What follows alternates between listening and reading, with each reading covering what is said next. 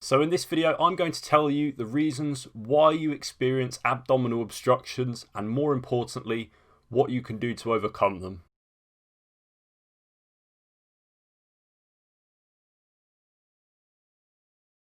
So firstly, I'm going to kick off this video with what we're told an abdominal obstruction is, what happens when we get blocked. So the first thing I was always told in hospital is that there is a build-up of some sort of food, some sort of substance, some sort of liquid that's hit some kind of wall in the intestines, that it's hit some sort of scar tissue from a previous operation, and that because it's hit that, it's all building up at part of the intestines, and something eventually is going to push it through to allow this stuff to come through.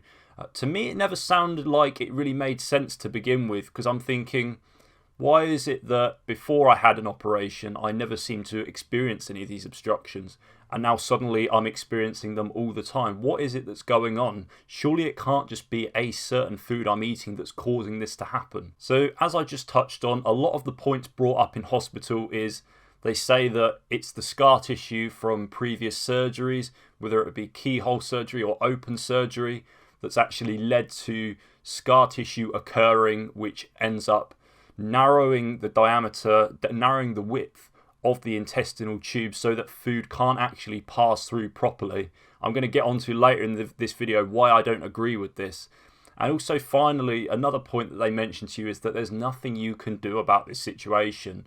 That, abdominal obstructions are just part of living with inflammatory bowel disease, and that every single time they occur, you just need to go into hospital to get it sorted out. So now we're going to move on to how certain sufferers tell other sufferers to deal with when they experience bowel obstructions, abdominal blockages. And I've read all of these things multiple times out on the internet, out on certain forums, and not only is some of the information quite wrong and misleading, but also I think it's very dangerous, in fact. So we look at the first one on this list, and drink a full can of fizzy drinks like Coke or other beverages. It's just damn right dangerous, guys. If you've got a build-up of stuff there and it's not moving anywhere, the last thing you want to do is add any sort of build-up to that build-up. It's going to end up putting more pressure on your digestive system. Drinks like fizzy drinks, I think what people are trying to get at is they think it's very acidic, so it's going to dissolve away at the load that's there in your system. I'm going to get onto later in this video as to why that might not make a difference. But other things where people just say drink lots of water or eat a certain food, take laxatives or prokinetics to get things moving. It may not work in this situation, and in my personal opinion, what you should do is avoid eating and drinking altogether if you find yourself in a situation with an abdominal obstruction. So there's lots of other tactics I've heard people throw out there, which is, take a warm bath, massage the area, rock from side to side on the floor, jump up and down, get things moving. Again, all of these things, to me, they're not as much of an issue as eating food and drink on top of when you're experiencing obstructions. But again, I don't think they're going to help massively. And what I'm going to try and address in this video to you guys isn't exactly how you deal with when you experience an obstruction. It's how you take all the steps to ensure that you never have to experience another obstruction. So now I'm quickly going to move on to this slide, which is all about what the hospital do, the protocol they take when you experience an abdominal obstruction. So you'll go in, obviously you'll feel terrible. You'll go into an A&E department where they'll hook you up to a saline solution through a cannula in your arm. And then what they'll do within the first few hours is they'll insert an NG tube in your nose all the way down to your stomach to do something called aspiration, where they drain everything, they pull everything from your nose that's in your stomach, all the contents, and it alleviates you. It does make you feel better. But in my personal opinion, the process of actually having an NG tube put in is one of my least favourite things. I really, really hate it. And it's just something you want to avoid if you can. So then when this happens, actually what's done to the patient isn't much at all. It's kind of like a waiting game. Patients tend to stay in between maybe a day or two to a week, and maybe even a few weeks if the blockage doesn't subside. And then you're discharged, but when you're discharged, you're not given any direction of what to do. You're not given any direction as to what might have caused you to go into hospital in the first place.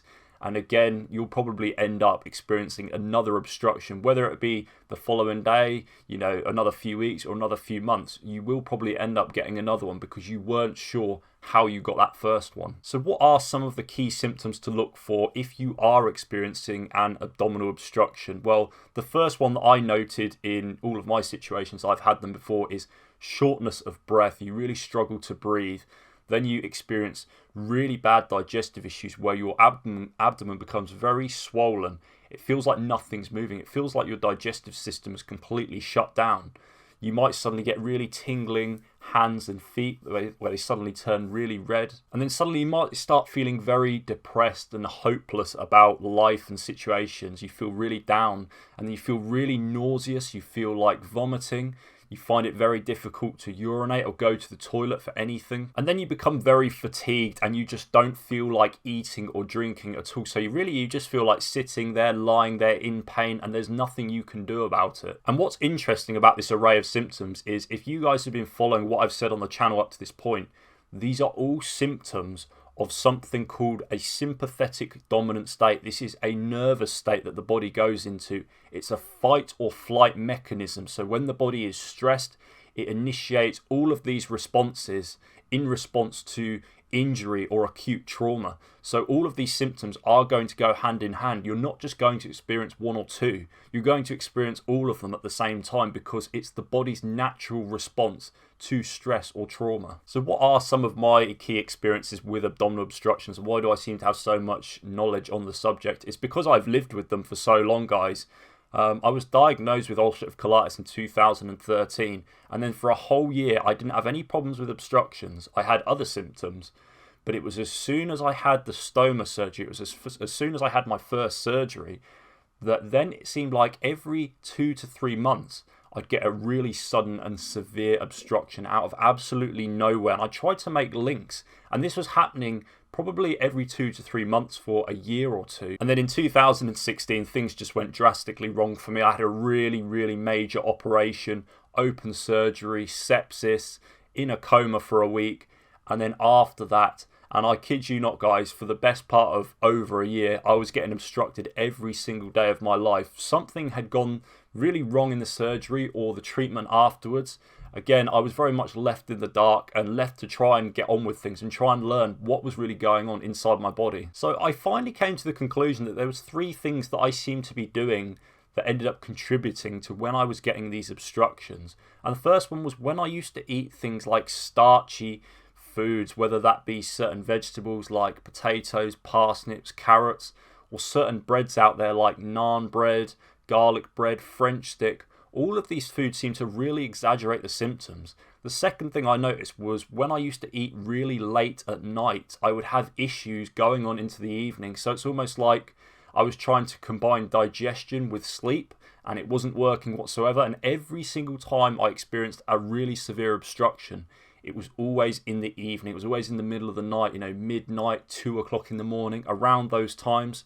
And then finally, the third thing I noticed was every single time I got really stressed with someone, if I engaged in a big argument or got stressed about a certain occasion that was going on, again, it would put my body in a stress state where I would end up with an abdominal obstruction. So that very much leads me on to the part of the video that I'm sure a lot of you guys have been waiting for, and that is to understand why obstructions come about. And in all honesty, guys, I don't think obstructions have anything to do with food sitting there in the intestine and blocking things, nor do I think it has anything to do with scar tissue.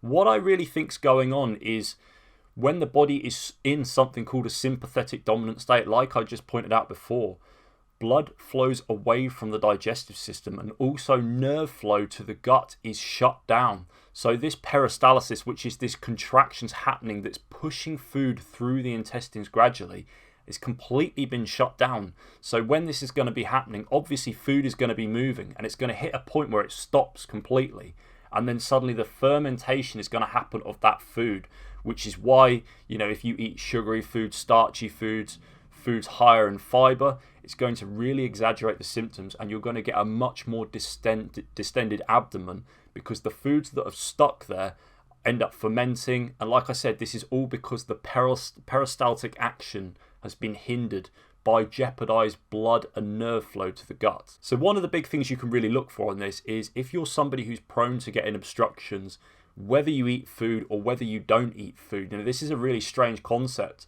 I remember when I was in hospital, I went about 2 weeks in a completely fasted state and I was still getting obstructed every single day. And I was thinking, well, this has got nothing to do with food because there's no food travelling down my digestive tube.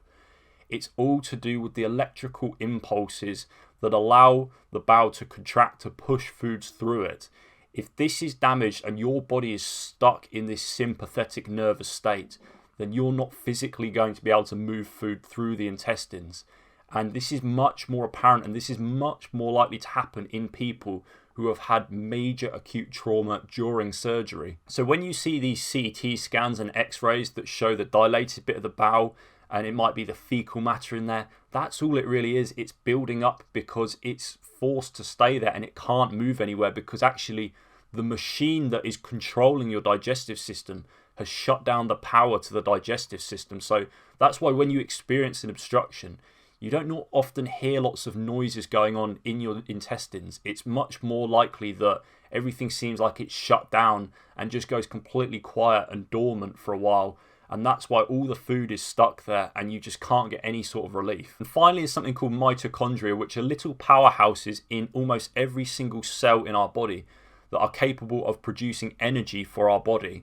And most noticeably, they're found in the smooth muscle tissue of our intestines. So they directly help food move through the intestines and help with this peristaltic action. So again, if we've got dysfunctional and damaged mitochondria because we haven't been providing them with the adequate nutrition that they need, again, this is going to directly impact why we experience so many obstructions. And here are just some other causes that might be leading to you experiencing frequent abdominal obstructions. As I just touched on the previous slide, being in a sympathetic dominant state because your body is overwhelmed with stress, so it can't digest and it's always in this fight or flight mode. It's in this mode where it needs to provide its muscles with blood and energy, and so it drains it all away from the digestive system, leaving you in a state where your digestive system becomes dormant and doesn't digest the foods that you end up eating. And then consuming things like resistant starch, certain sugars, fiber, just all forms of carbohydrate, again, will feed dysbiosis occurring later on in your digestive tract. So if you're somebody who's been exposed to a previous course of severe antibiotics or other medication, you might have something called gut dysbiosis where you have missing microbes in your digestive tract. And so all of these foods you eat that provide the kind of fuel source for a lot of these microbes, they'll end up fermenting it and it will cause you all sorts of gas, trapped wind, bloating.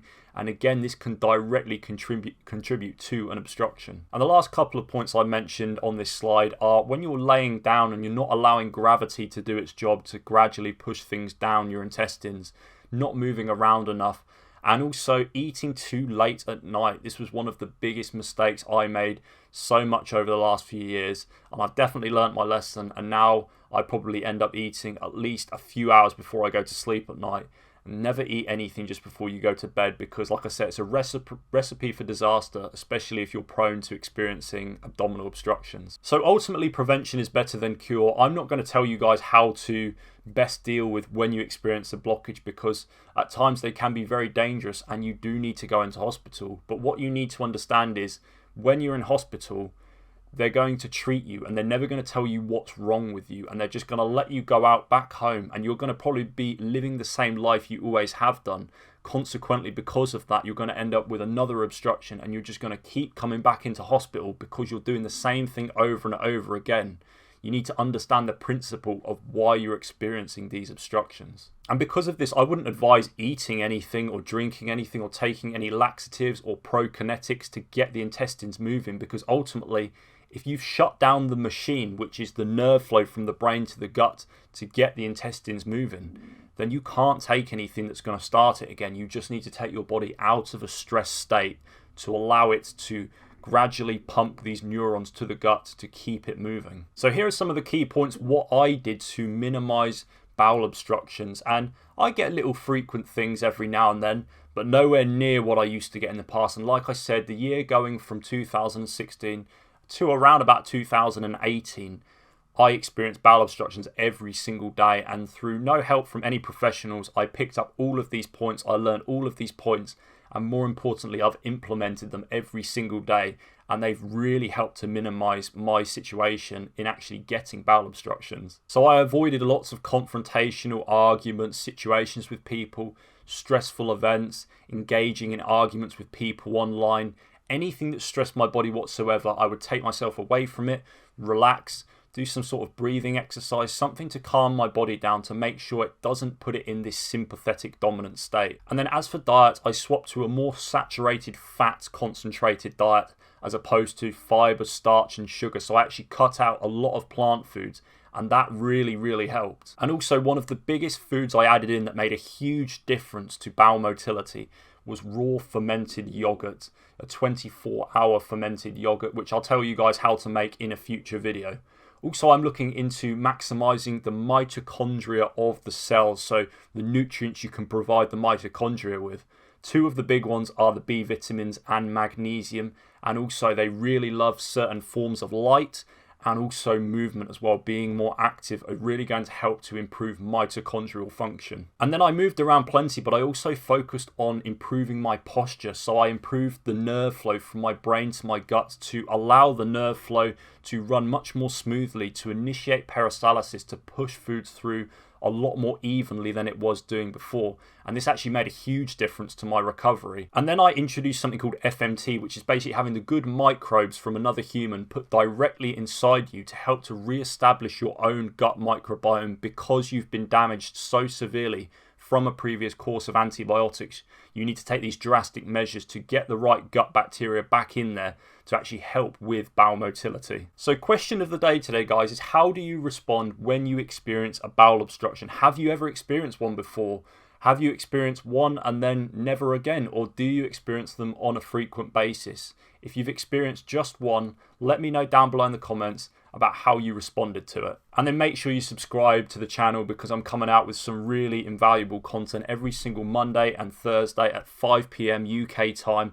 More importantly, ring that notification bell if you haven't already to be notified on every single new upload. And finally, you may want to check out YouTube's recommended video for you. It'll be the video above me. And to my right hand side is my suggested video for you based on this video you've just watched. So as always, guys, thank you so much for watching. I really do appreciate your time. Take care, and I'll see you again very shortly in the next one.